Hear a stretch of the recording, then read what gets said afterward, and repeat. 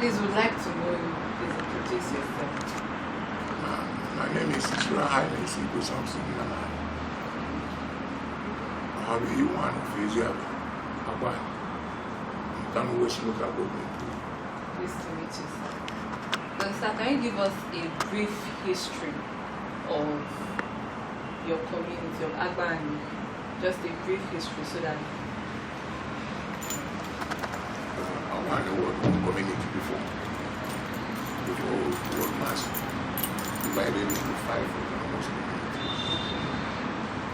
And Agbani, the origin of Agbani started from Moida. You know where is Moida? yes. Okay. From Moida.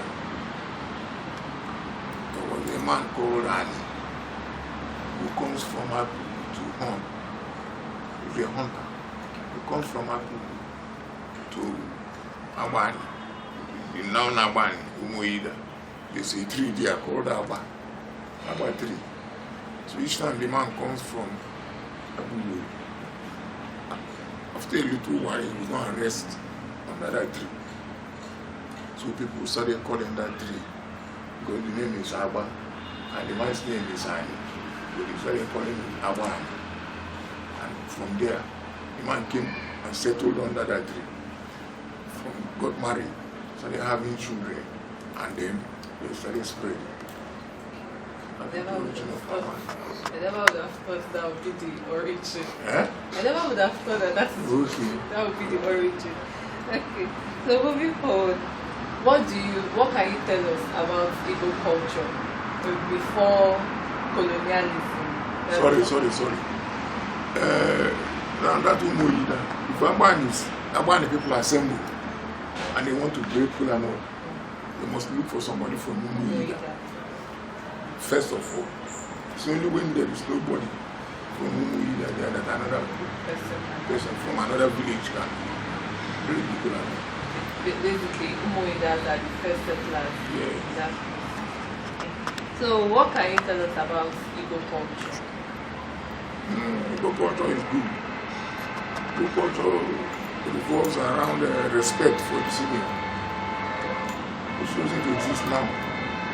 It revolves around respect for the senior, because in the olden days, there was no Igwe. The oldest man is the one everybody listens to. At a village meeting, the oldest man presides, and everybody will respect his views. And it's not like that now. Why The culture revolves around the senior person in the village, even in the town. You still search for the oldest person in the town. So if there is any question, if there is anything you want to ask, you go to him and verify. Because he has lived longer, so he has more experience. Because he has lived longer, he has more experience. Yeah. Okay, so I believe we have some values, some cultural values as We have. aside from respect. What other values do we have? Aside from respect, in those days, you cannot steal yam. Yam is a taboo.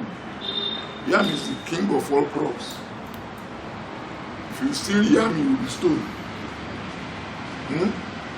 So many things. You cannot disrespect your father. You must respect your father. Nowadays, young boys go looking for their father's property to sell. It doesn't happen in the olden days. Even in our own time, you cannot sell land. You cannot sell your father's property without his permission. But nowadays, you hear strange stories about people killing their father, selling the father's property or their mother for want of money. It doesn't happen in the olden days. You understand?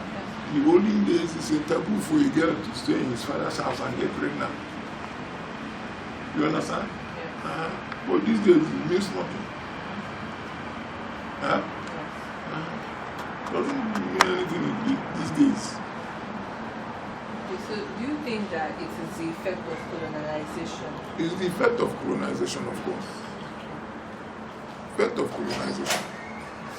But at one point, colonization, well, they taught us to respect their own tradition. But they did not abandon their own tradition. For example, you saw that the day they crowned King Charles, the day they made him king after the mother died, was he sitting on a chair? Something like stone. And there was a ram there. People said they killed that ram and touched the blood on that stone. That is their own custom and tradition. But if you do it in our own here, they will tell you it's not good. You understand? Yes. That is their own. And you witness when they were about burying the Igwe, they took off all those things on the casket. That's their own tradition. You understand? But if you do something like that here, they will tell you, oh, it's a taboo. Why did you do it? It's not good. The only thing I know that our people were doing in the olden days that were not good is killing twins or killing children because they got their tooth. One came from the top instead of from the bottom of their mouth. You understand? But it doesn't matter for me. That was the only bad thing I knew those olden days people were doing. Then some of them took part in slavery, which was all over the place, West Africa. You understand? But it was instigated by the white people. Not black people that started it, it was the white people. And they were giving people gifts to go and indulge in it, to go and assemble people for them. You understand? So Western civilization more or less affected our own civilization because we were somewhere before they came. We were somewhere before they came. They just came to impose their own tradition on us, impose the one they felt like on us. In the olden days, a man would take kola nut and pray. He's not praying to any other thing other than God. They call it Chi. Zoptam. And that is God. It's like the Muslims. They call Allah. But they came, they say with their Christianity, Bible in one hand, gun in the other hand. If they want to rule you and you refuse, you should shoot. If you agree, they start preaching to you about the Bible. That our forefathers know that they knew that there was God before. Our forefathers knew that there was God before the white men came. You understand? So, aside all this, is there any positive impact that the Western civilization brought? Well, positive impact in the area of education, the area of electricity and all those amenities. You understand? Our people still had their way of having life. After all, it was somebody who started it by crashing two stones and then fire came. They still have their own way. They can gather together during hammer time or anything, put fire and play around it to keep them warm. So, but the electricity is good. Or education is good as well. Excellent. People now know their right and so forth.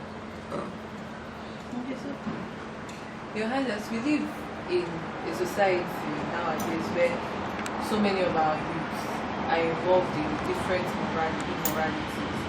So many of our youth don't necessarily know what our culture really is. They don't know our values as Igbo people. So what advice can you give, or rather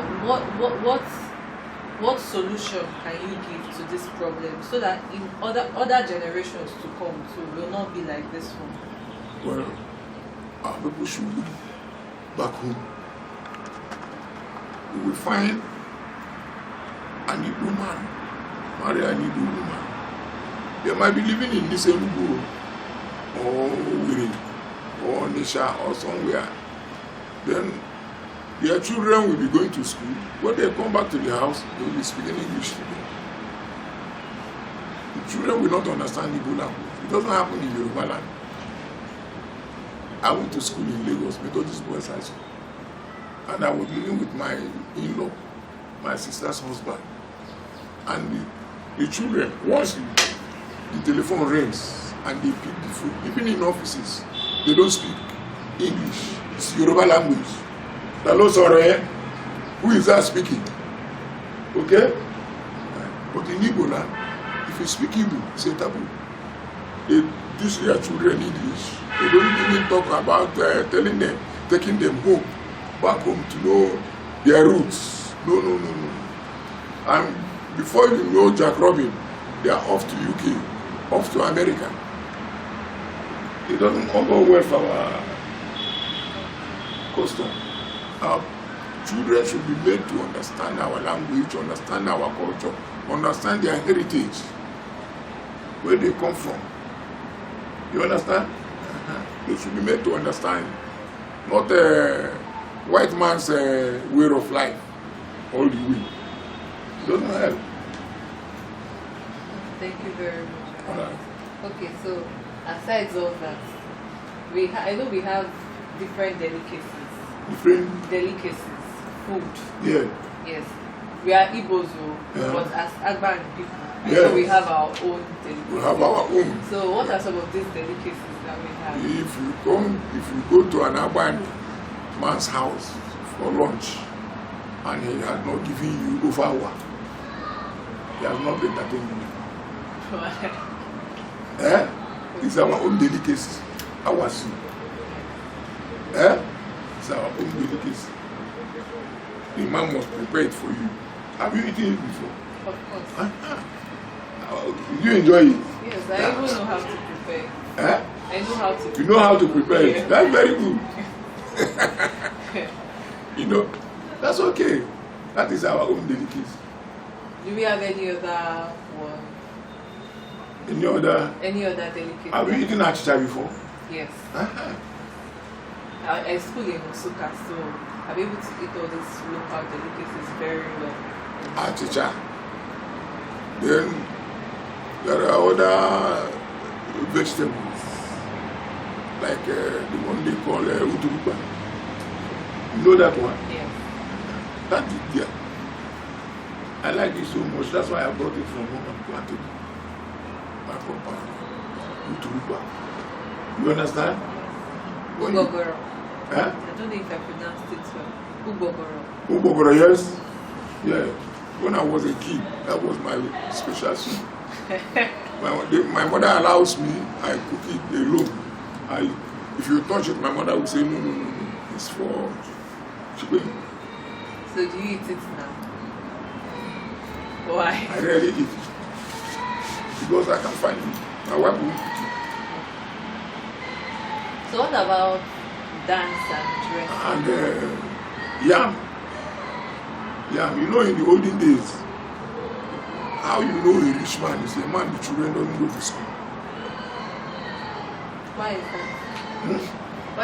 that? Why should these children go to school?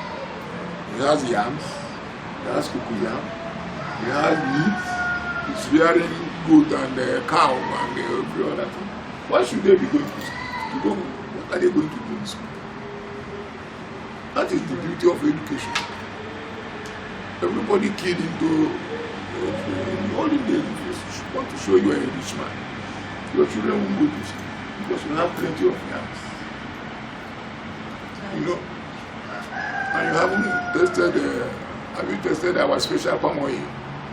Our special Palm oil. I know I've taken palm oil from Agbani, and I know how different and sweet it tastes. But I don't know if it's the special one. Special one. It has all the. When you want to cook that special palm oil, you cook it until you hear the odor. And you eat yam with that palm oil. You know that. Oil from. Yes. My son lives in Lagos, so he came back with the children for for Christmas, and after they went back, the mother brought food. The first daughter said, no, it's not what I want. I want yam and palm oil. Because of the sweetness of the palm oil. Because of the sweetness of the palm oil. I want yam and palm oil. And when I was working each time, because I came back home, took 1 gallon of palm oil and gave to my managing director from Bulgaria. Each time I say, are you going to Igwe? I say, yes. I say, bring that palm oil for me. And you live in Lagos. Yeah. The one they sell in Lagos, we call it sleeping. It will congeal, I mean. Yes. But the one you bring from Agbani doesn't congeal.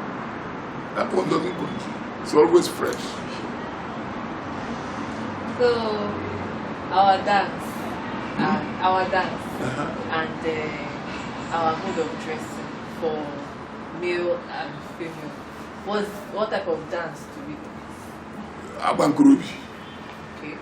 For the female folks, I call it Abankurubi or Ujelima. Then for the male folks, we have Okanga, Igede,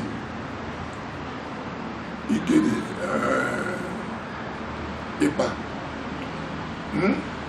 Ipa is for the strong men. If you have been to war and killed somebody, you can dance Ipa music with your knife. You understand? If you have not gone to any war, you don't need for you to dance Ipa music. And there's one called Guru Guru. That one is only when a man dies that they play that one for the children to dance. It's called Guru Guru.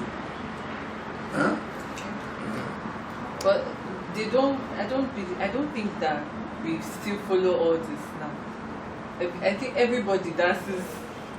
If you the same thing now. no, they follow it. If you want to do the custom, that is give a man full funeral rights. You will do it. Now. So our mode of dressing. In the olden days. The men use something like a towel to tie around their waist. If female folks use beads, they wear beads around their waist. At that time, they started wearing dresses. I'm really grateful because I have learned a lot. I know about our culture and some of our customs, but I did not know this much about it. So I'm really, really, really grateful for your help. Thank you very much. All right. Your Highness, this one is finished.